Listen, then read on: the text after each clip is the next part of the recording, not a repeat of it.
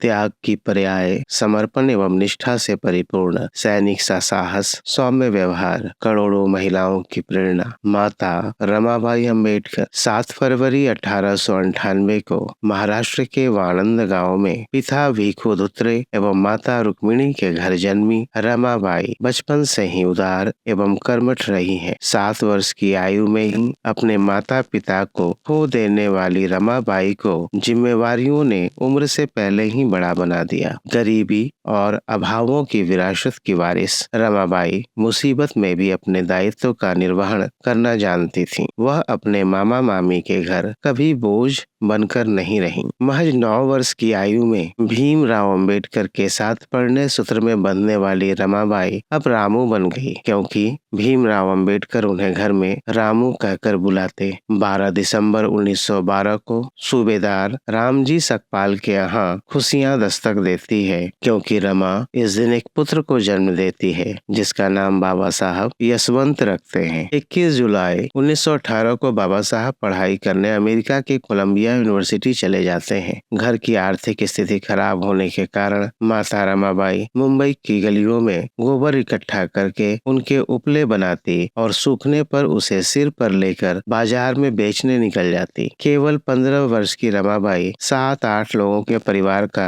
भरण पोषण कर रही थी और समय समय पर बाबा साहब को पैसे भी भेजती थी। भीमराव अंबेडकर जब डॉक्टर भीमराव अंबेडकर बनकर विदेश से लौटते हैं तो घर में खुशियों का माहौल होता है, पर रमाबाई की आंखें नम देखकर बाबा साहब कहते हैं, रामू, मैं धन्य हूँ तुम्हारा साथ पाकर। अभी उम्मीद के पंख लगने ही शुरू हुए थे कि बाबा साहब ने बड़ौदा रियासत की नौकरी जातीय भेदभाव के कारण 10 दिनों बाद ही छोड़ दी और रमाबाई के कल्पनाओं का किला ढह गया। इस बीच रमाबाई को एक पुत्री इंदु एवं एक पुत्र रमेश हुआ, जो बीमारी में पैसे के अभाव के कारण दोनों बच्चे काल के गाल में समा गए। समय बीतता गया, फिर गंगाधर के रूप में एक और पुत्र का जन्म हुआ। वह भी बीमारी से लड़ते हुए अंतिम सांस लिया और राजरतन के रूप में चौथे बच्चे ने भी अपने जीवन की अंतिम यात्रा पूरी की। अपने आंचल को फाड़कर अपने 4-4 बच्चों को कफन देने वाली रमाबाई का स्वास्थ्य दिन पर दिन गिरता जा रहा था। वह अपने पुत्र राजरतन को खोने के बाद बाबा साहब बहुत उदास रहने लगे थे। बीमारी के बावजूद माता रमाबाई बाबा साहब का हरदम ख्याल रखती। वह बाबा साहब के संघर्षों की साथी बनकर हमेशा उनके साथ खड़ी रहती। 27 मई 1935 का वह काला दिन आखिर आ ही गया, जिसने माता रमाबाई को बाबा साहब से छीन लिया। 1940 में बाबा साहब अम्बेडकर ने जब पुस्तक थॉट्स ऑफ पाकिस्तान लिखी तो वह पुस्तक उन्होंने अपनी पत्नी रमाबाई को